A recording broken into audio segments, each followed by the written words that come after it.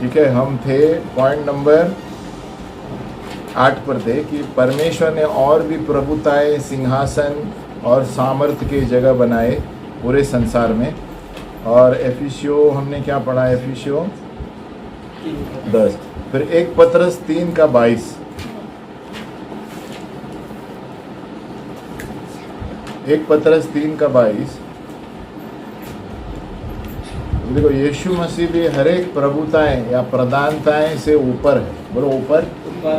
तो हर एक प्रधानताएं और सामर्थ्यों के ऊपर यीशु का सामर्थ्य है। इसलिए यीशु के नाम में कोई भी सामर्थ्य हो ना, गिरना चाहिए हमें।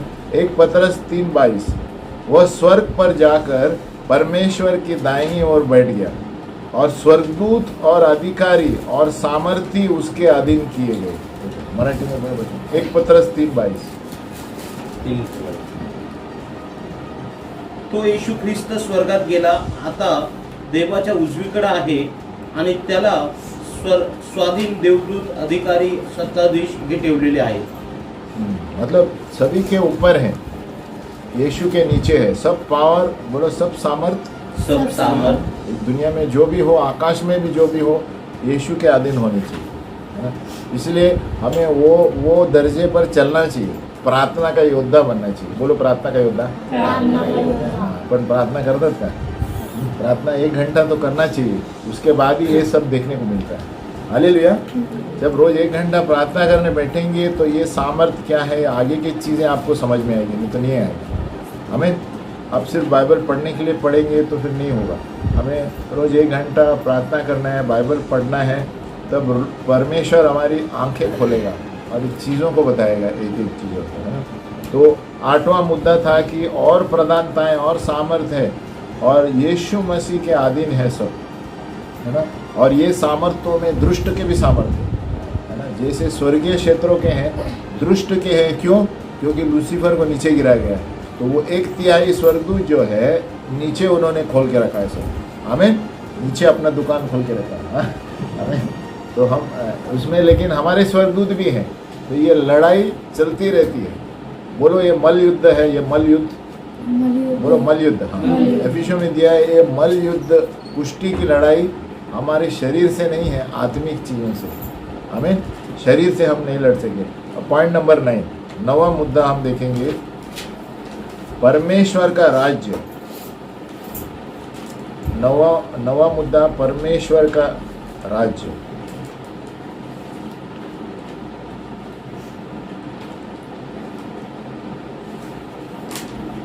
परमेश्वर का राज्य यानी यहाँ परमेश्वर मुख्य सरकार की तरह पूरे संसार पर राज्य करता है और सब कुछ उसी के अधीन है।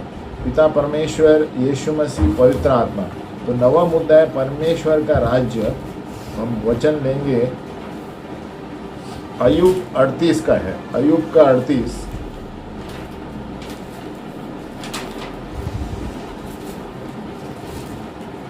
चलो हम पढ़ते हैं, देखते हैं क्या है। जब तक हम पढ़ेंगे नहीं पता नहीं चलेगा। अय्यूब का 38 अध्याय में पढ़ता हूँ, हो सके उतना जल्दी पढ़ता हूँ।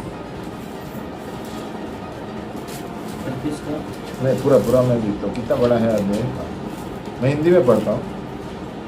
तब यहोवा ने अय्यूब को आंधी में से यूं उत्तर दिया, यह कौन है जो अज्ञानता की बातें कहकर युक्ति को बिगाड़ना चाहता है? पुरुष की नाई अपनी कमर बांध ले, क्योंकि मैं तुझसे प्रश्न करता हूँ और तू मुझे उत्तर दे। जब मैंने पृथ्वी की नेव डाली तब तू कहाँ था? यदि तू समझदार हो तो उत्तर दे। उसकी नाप किसने ठहराई? क्या तू जानता है उस पर किसने सूत खींचा?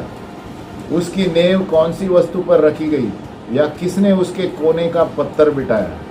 जबकि बोर के तारे एक संग आनंद से गाते थे और परमेश्वर के सब पुत्र जय जयकार करते थे। तो ये परमेश्वर के पुत्र कौन है? स्वर्गदूत। हालेलुया। तो परमेश्वर का राज्य हर एक चीज़ों के ऊपर है। फिर जब समुद्र ऐसा फूट निकला मानो वह गर्भ से फूट निकला, तब किसने द्वार मूंद कर उसको रोक दिया? जबकि मैंने उसको बादल पहनाया और घोर अंधकार में लपेट दिया और उसके लिए सिवाना बांधा और यह कहकर भेड़े और किवाड़े लगा दिए, यही तक आ और आगे न बढ़, और तेरी उमड़ने वाली लहरें यही थम जाए। देखो हम बोले अभी बना थे ना समुद्र तट, प्रभु ने क्या लिखा है, और यहीं तक आ, इसके आगे न बढ़, और तेरी उमड़ने लहरी यही थम जाए। मतलब कोई नियंत्रण कर रहा है, परमेश्वर का वचन कंट्रोल कर रहा है। हालेलुया। फिर क्या तूने जीवन भर में कभी बोर को आज्ञा दी और पौ को उसका स्थान जताया है? या प्रभु क्या बता रहा है, क्या तूने कभी सुबह को आज्ञा दी, सुबह रुक जा, है ना, और ताकि वह पृथ्वी की छोरों को वश में करे और दुष्ट लोग उसमें से झाड़ दिए जाए। वह ऐसा बदलता है जैसे मोहर के नीचे चिकनी मिट्टी बदलती है, और सब वस्तुएं मानो वस्त्र पहने हुए दिखाई देती है। दुष्टों से उनका उजियाला रोक लिया जाता है और उनकी बढ़ाई हुई बाह तोड़ दी जाती है। क्या तू कभी समुद्र के सोतों तक पहुंचा है, या गहरे सागर की थाह में कभी चला फिरा है? क्या मृत्यु के फाटक तुझ पर प्रकट हुए? क्या तू घोर अंधकार के फाटकों को कभी देख पाया है? क्या तूने पृथ्वी की चौड़ाई को पूरी रीति से समझ लिया है? यदि तू यह सब जानता है तो बतला दे। उजियाले के निवास का मार्ग कहाँ है और अंधेरे का स्थान कहाँ है? क्या तू उसे उसके सिवाने तक हटा सकता है और उसके घर की डगर पहचान सकता है? निसंदेह तू यह सब कुछ जानता होगा, क्योंकि तू तो उस समय उत्पन्न हुआ था और तू बहुत आयु का है। फिर क्या तू कभी हिम के भंडार में बैठा, या कभी ओलों के भंडार को तूने देखा है, जिसको मैंने संकट के समय और युद्ध और लड़ाई के दिन के लिए रख छोड़ा है? किस मार्ग से उजियाला फैलाया जाता है और पुरवाई पृथ्वी पर बहाई जाती है? महावृष्टि के लिए किसने नाला काटा और कड़कने वाली बिजली के लिए मार्ग बनाया है, कि निर्जन देश में और जंगल में जहाँ कोई मनुष्य नहीं रहता मेह बरसाकर उजाड़ ही उजाड़ देश को सींचे और हरी घास उगाए? क्या मेह का कोई पिता है? देखो क्या क्या प्रश्न परमेश्वर पूछता है। क्या मेह का कोई पिता है, और ओस की बूंद किसने उत्पन्न की? किसके गर्भ से बर्फ निकलता है, और आकाश से गिरे हुए पाले को कौन उत्पन्न करता है? जल पत्थर के समान जम जाता है और गहरे पानी के ऊपर जमावट होती है। क्या तू कचपचिया का गुच्छा गूंथ सकता है, वह मृगशिरा के बंधन खोल सकता है? क्या तू राशियों को ठीक ठीक समय पर उदय कर सकता है, या सप्तर्षि को स्थाइयों समेत लिए चल सकता है? क्या तू आकाश मंडल के विधियों जानता है और पृथ्वी पर उनका अधिकार ठहरा सकता है? क्या तू बादलों तक अपनी वाणी पहुंचा सकता है, ताकि बहुत जल बरस कर तुझे छिपा ले? क्या तू बिजली को आज्ञा दे सकता है कि वह जाए और तुझसे कहे मैं उपस्थित हूँ? किसने अंत कर्ण में बुद्धि उपजाई और मन में समझने की शक्ति किसने दी है? कौन बुद्धि से बादलों को गिन सकता है, और कौन आकाश के कुप्पों को उंडेल सकता है? जब धूली जमा जाती है और ढेले एक दूसरे से सट जाते हैं, क्या तू सिंहनी के लिए अहेर पकड़ सकता है और जवान सिंहों का पेट भर सकता है? जब वे मांद में बैठे हो और आड़ में गांठ लगाए दबक कर बैठे हो, फिर जब कौवे के बच्चे ईश्वर की दुआई देते हुए निराहार उड़ते फिरते हैं, तब उनको आहार कौन देता है? देखो क्या सब प्रश्न परमेश्वर ने उस पर डाले हैं। तो ये क्या बताता है कि मराठीमध्ये वाचायचं आहे मास्टर असू है ना। तो 38 में क्या दिया है परमेश्वर पूरा संसार का राजा है। हमें बोलते ये प्रश्न तो क्या बोलते हैं, बादलों को कोई गिन सकता है? आशीष गिन सकता है बादल को? क्या बिजली को कोई ऑर्डर कर सकता है ना, कि बिजली रुक जा? तो परमेश्वर बोल रहा है ये पूरे चीज़ों का मैं महाराजा हूँ। तो इसका उत्तर पूछता है अय्यूब को, इसका उत्तर दे सकता है तो मैं मानूंगा। तो परमेश्वर पूरे संसार का राजा है। तो अय्यूब 38 लिखो, फिर डैनियल 4 का 17।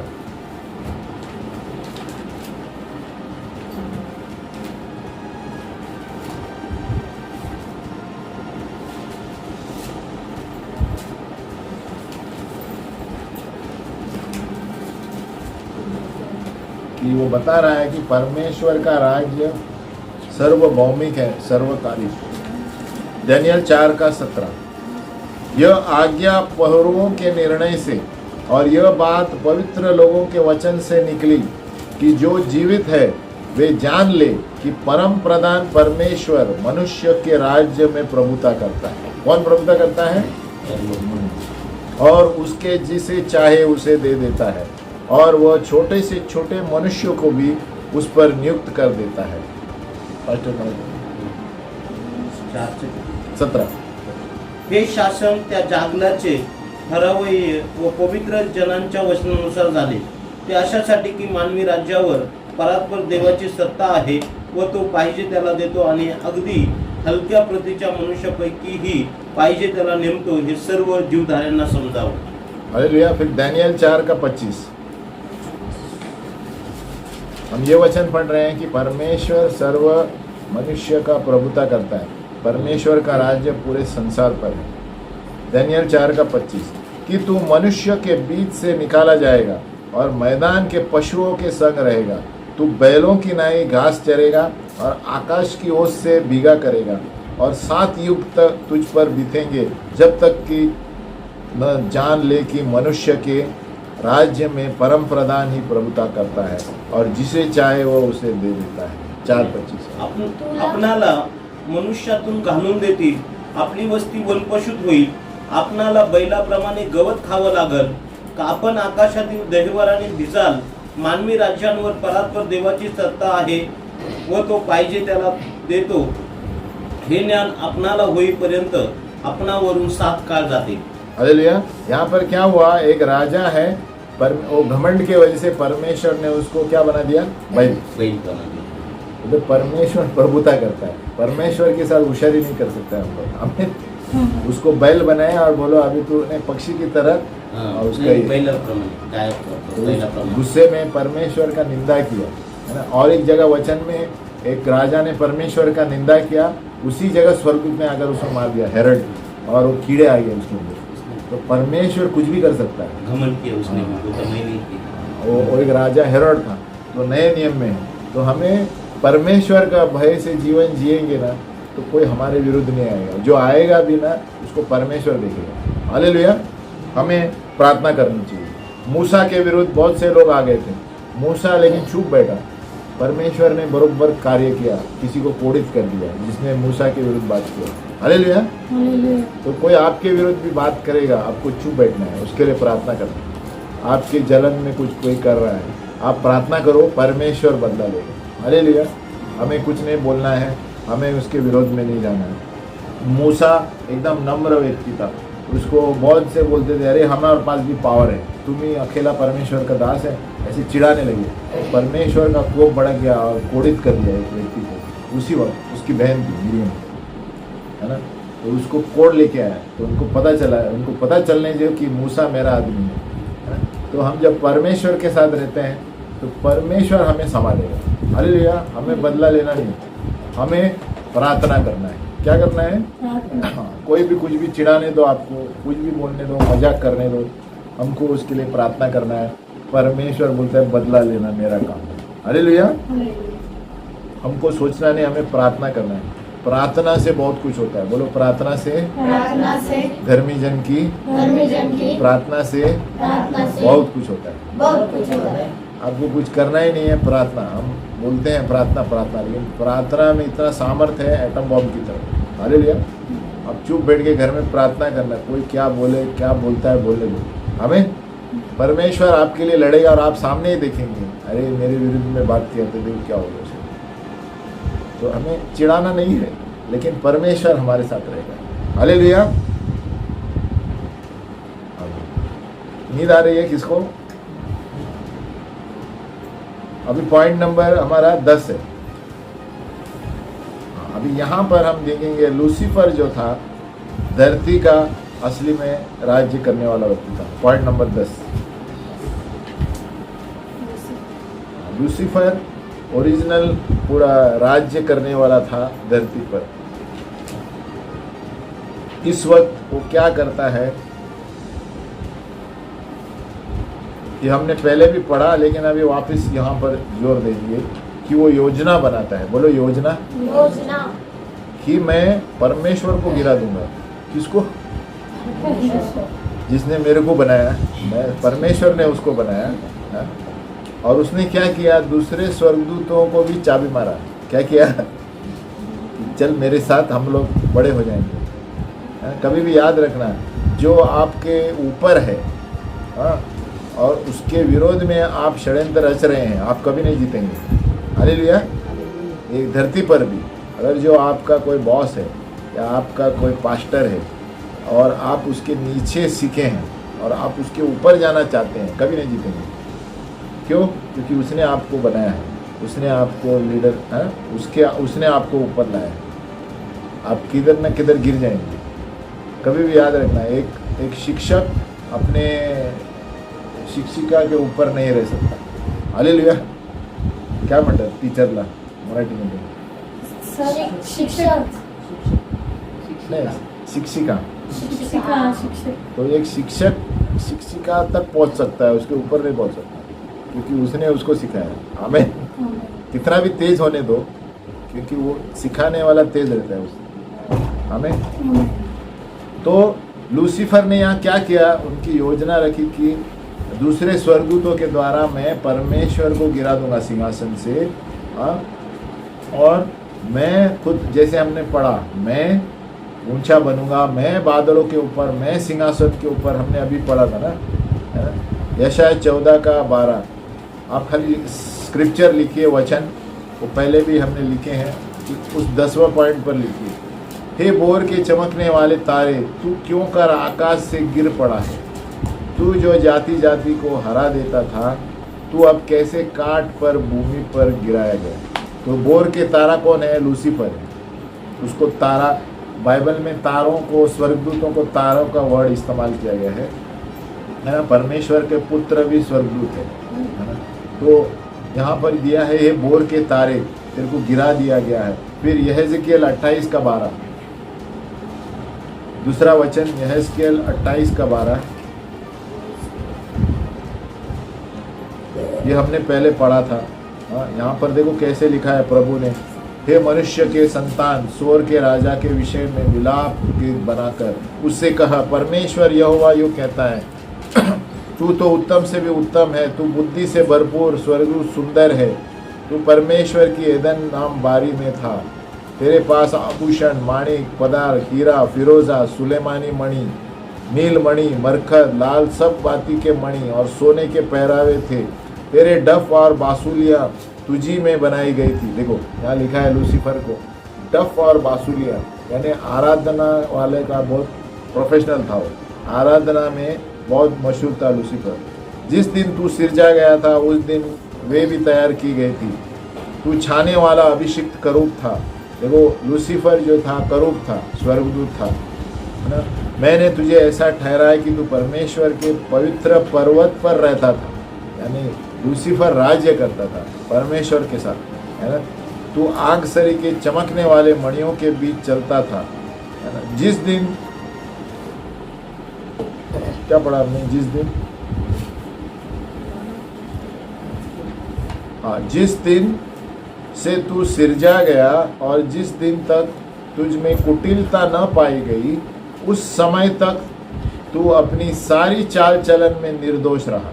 तो लूसीफर एक समय था पूरा निर्दोष था, परमेश्वर के साथ राज्य करता था, धरती पर राज्य करता था। 17 में सुंदरता के कारण तेरा मन फूल उठा। हालेलुया। तो सब सुंदर लोग मन फूल में उठना चाहिए। हमें मन फूल उठेगा तो गिर जाएगा। और वैभव के कारण तेरी बुद्धि बिगड़ गई। वैभव का मतलब क्या है?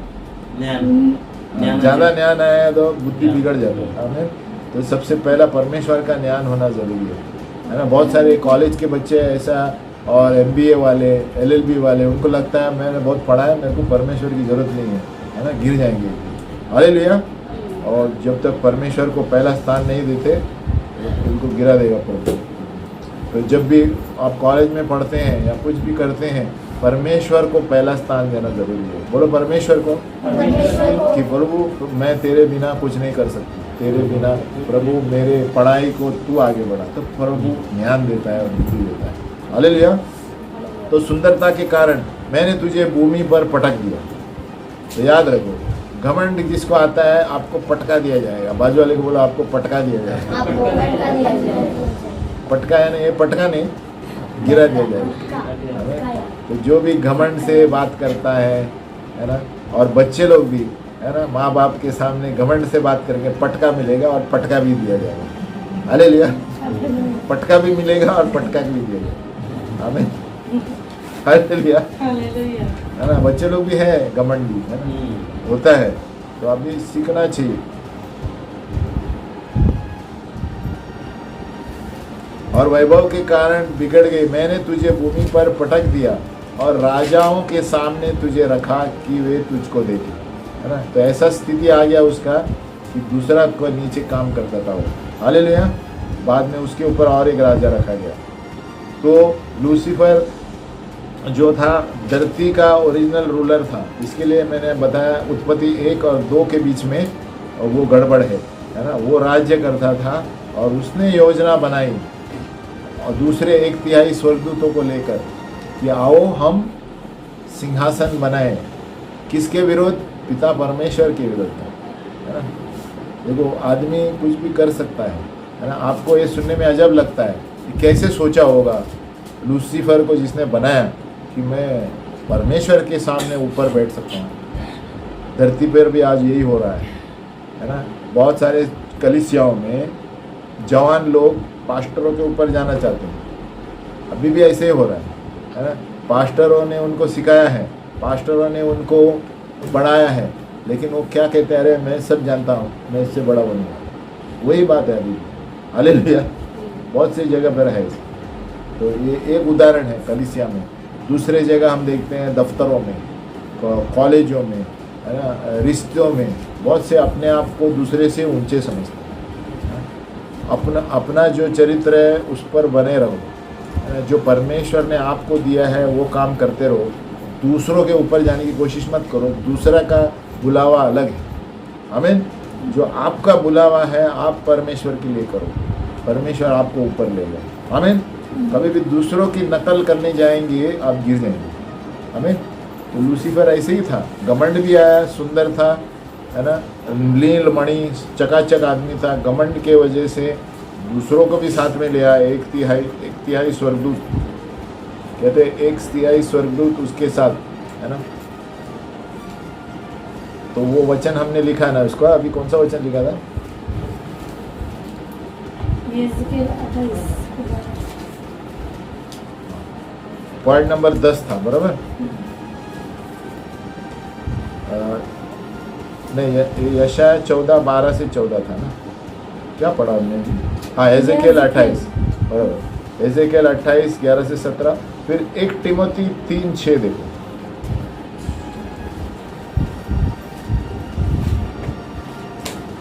ये भी घमंड का एक वचन है। ये तिमोथी को पौलुस करता है,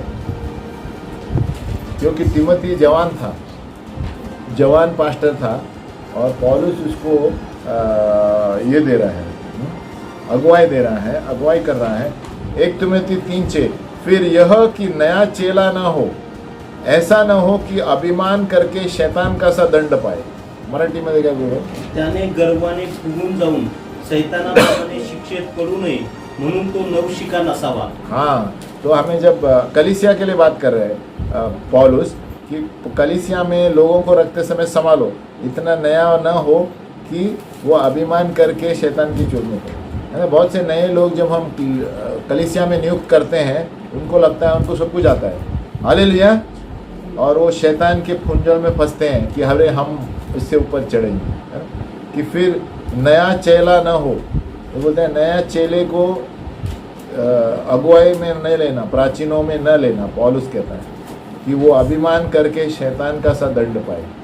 हमें तो प्राचीन चुनते समय भी वो पौलुस कहता है हमें सतर्क रहना है घमंडी से। लूसीफर ने वही किया है। हमें पॉइंट नंबर 11वां मुद्दा 30 में से, लूसीफर अपनी योजनाएं निकाल रहा है घमंड के वजह से और परमेश्वर को काट रहा है शब्दों के द्वारा।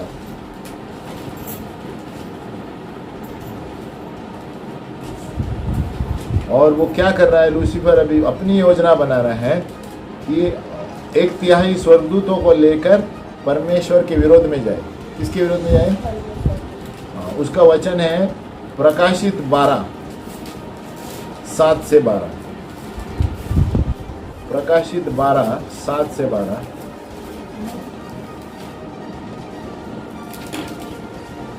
मैं पढ़ता हूं।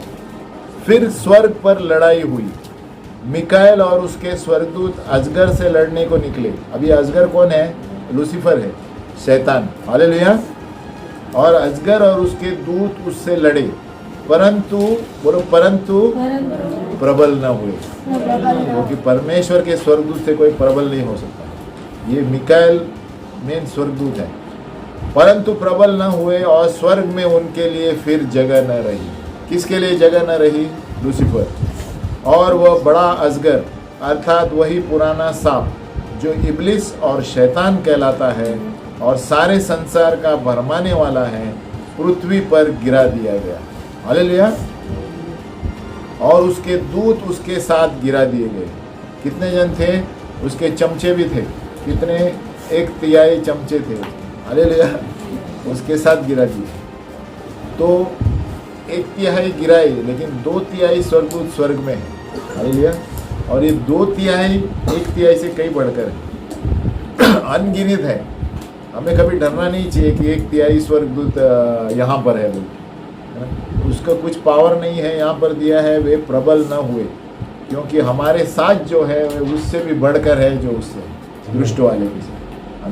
तो क्या कहते हैं? पृथ्वी पर गिरा दिया गया और उसके दूत उसके साथ गिरा दिए गए।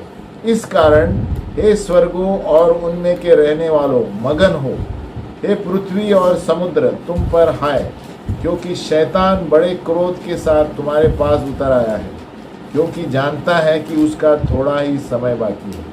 हालेलुया। तो वो शैतान यानी ये बरोबर जानता है कि उसका समय थोड़ा बाकी है। हमें तो लूसीफर की योजना पॉइंट नंबर 11 है ना। अभी यशाया 14:12। हा पास्टर ते वाचा पाहिजे तर प्रकाशित 12:7 मराठी. मग स्वर्गात युद्ध सुरू झालं. मिकाएल व त्याचं दूत अजगराबरोबर युद्ध करण्यास निघाले आणि त्याच्याबरोबर अजगर व त्याचं दूत लढले, पण त्यांचं काही चाललं नाही आणि स्वर्गात त्यांचं ठिकाण उरलं नाही. मग तो मोठा अजगर खाली टाकण्यात आला, म्हणजे सर्व जगाला ठकवणारा जो दियाबल व सैतान म्हटलेला जो जुनाट साप खाली पृथ्वीवर टाकण्यात आला व त्याच्यासमोर त्याच्या दूतांना टाकण्यात आलं. तेव्हा मी स्वर्गात मोठी वाणी ऐकली. ती म्हणाली, आता आमच्या देवाने सिद्ध केलेले तारण, त्याचं सामर्थ्य व त्याचं राज्य आणि त्याच्या ख्रिस्ताचा अधिकार हे प्रगट झाला आहे. कारण आमच्या बंधूंना दोष देणारा, आमच्या देवासमोर रात्रंदिवस त्याच्यावर दोष आरोप करणारा खाली टाकण्यात आला आहे. त्याला त्यांनी पोकऱ्याच्या रक्तामुळे व साक्षीच्या वचनामुळे जिंकलं आणि त्याच्यावर मरायची पाळी आली तरी त्याने आपल्या जीवावर प्रीती केली नाही. म्हणून स्वर्गांनो व त्यात राहणाऱ्यांनो उल्हास करा. पृथ्वी व समुद्र यात राहणाऱ्यांवर अनर्थ ओढवला आहे. कारण सैतान आपला काळ थोडा आहे हे ओळखून अतिशय संतप्त होऊन खाली तुमच्याकडे आला आहे. हालेलुया. तो यहाँ पर क्या है कि लूसीफर जो भी योजनाएं बना है परमेश्वर ने उसको गिरा दिया है ना. जो भी योजनाएं ये पॉइंट नंबर 11 पे है और वो नीचे गिरा गया है. और धरती यहाँ पर सबसे पहले पाप वाले क्षण में उतर आती है. हमें इसके वजह से है ना, इसी के वजह से. उसके आगे आप ये भी वचन लिख सकते हैं, यशाया 14:12-14. हम पढ़ेंगे नहीं, ये पहले पढ़े हैं. ये लूसीफर की जो योजना है, यशाया 14:12-14. फिर एजेकियल 28:11-17. इसके 28:11-17. तो यहाँ पर दिया है कि लूसीफर जो योजनाएं बना रहे हैं परमेश्वर ने कैसे उसको गिरा दिया है ना. आप घर में आराम से ये पॉइंट लेकर पढ़ सकते हैं. दिन में एक पॉइंट भी रखेंगे ना, आप बहुत कुछ सीखेंगे. आप दिन में एक पॉइंट लो, वचन पढ़ो, मनन करो. दूसरा पॉइंट नंबर 12.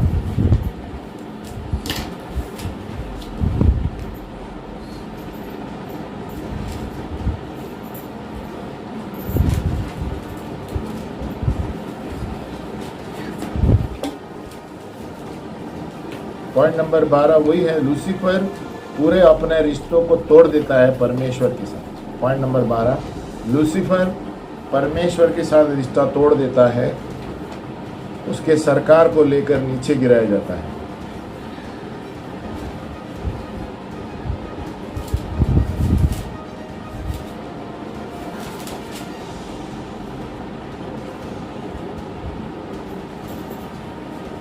लूसीफर को गिराया जाता है उसके सरकार के साथ। और इसमें हम लिख सकते हैं एजेकिएल 28:12 से 17 और लूका 10:18 भी। तो एक जगह पर यीशु भी इसके बारे में लिखता है, लूका 10:18, एजेकिएल 28:11। यहाँ लूसीफर खुल्लम खुल्ला परमेश्वर के साथ तोड़ देता है सरकार, उसका सरकार, और बलवा करने की वजह से, और उसको गिराया जाता है। हम पढ़ते हैं वो एजेकिएल 28:12, 28:13 से पढ़ता हूँ। तू परमेश्वर की एदम नाम बारी में था, तेरे पास, हम बार बार पढ़ते हैं क्योंकि आप याद रखेंगे ये परमेश्वर ने क्या क्या किया है ना, ये हमने पढ़ा था। सुलेमान मणि, यशब, नीलमणि, मरखद और लाल सब बाती के मणि और सोने के पहरावे, तेरे डफ और बांसुरियाँ तुझी में बनाई थी। जिस दिन तू सिरजा गया उस दिन से वे भी तैयार की गई थी। तू छाने वाला अभिषिक्त खरूफ था, मैंने तुझे ऐसा ठहराया कि तू परमेश्वर के पवित्र पर्वत पर रहता था। वो आग सरी के चमकने वाले मणियों के बीच चलता था। जिस दिन तू सिरजा गया और जिस दिन तक तुझे कुटिलता न पाई गई, उस समय तक तू अपनी सारी चाल चलन में निर्दोष रहा। 16, परंतु लेन देन की बहुतायत के कारण तू उपद्रव से भर कर पापी हो गया। ये नया वर्ष है, देखो एजेकिएल 28:16, इसी से मैंने तुझे अपवित्र जानकर परमेश्वर के पर्वत से उतारा, और हे छाने वाले करूब, मैंने तुझे आग सरी के चमकने वाले मणियों के बीच से नाश किया है। एजेकिएल 28 आप घर में पढ़िए अच्छे से, है ना, 28:16, परंतु लेन देन की बहुतायत के कारण, यहाँ और एक शब्द दिया गया है, लेन देन, यानी व्यापार कर रहा है। हमें इसके कारण, इसलिए हमें भी संभालना चाहिए, कलीसिया में व्यापार नहीं होना चाहिए। बोलो व्यापार। यहाँ लिया देखो, लेन देन के कारण तू उपद्रव से भर कर पापी हो गया। लेन देन की बात होती है ना, संभालना है। जहाँ पर लेन देन की बात है, मतलब वो पवित्र रहना चाहिए जो भी हम करते हैं, है ना। और 17, सुंदरता के कारण तेरा मन फूल उठा और वैभव के कारण तेरी बुद्धि बिगड़ गई। मैंने तुझे भूमि पर पटक दिया और राजाओं के सामने तुझे रखा। आमीन। तो ये लूसीफर पूरा बलवा करता है, इसका रिश्ता टूट जाता है। और लूका 10:18 देखो, मैं पढ़ रहा हूँ। यीशु मसीह ने भी कहा, यीशु ने उनसे कहा, मैं शैतान को बिजली की नाई स्वर्ग से गिरा हुआ देख रहा था। शैतान को किसकी तरह? बिजली की तरह, यानी उसको जब गिराया गया, यीशु मसीह पहले से ही है, तो उसने बिजली की तरह गिरते देखा, है ना। देखो परमेश्वर जब कुछ गिराता है, परमेश्वर 1 सेकंड की बात है, हमें कहते हैं बिजली की तरह नीचे फेंक दिया गया उसको, है ना, पटक दिया गया, और वो सीधे अभी दूसरे स्वर्ग और धरती पर है, कार्य कर रहा है। यानी जो भी हमें दिखता है आकाश मंडल से लेके दूसरे स्वर्ग, सूर्य, चांद तक शैतान राज्य करता है। हमें याद रहना चाहिए। इसलिए आप देखते हैं ना, कोई बोलता है ग्रहण गिर गया तो ये हो गया, वो दुष्ट आत्माएं सारे कार्य करती, कुछ नहीं होता है, दुष्ट आत्माएं कार्य करती। हालेलुया। अब बोलते हैं ना सूर्य पे ये बाहर मत आओ, लेडीज़ लोग को बोलते हैं, है ना, बहुत कुछ, इसलिए दुष्ट आत्मा कार्य कर रहा है।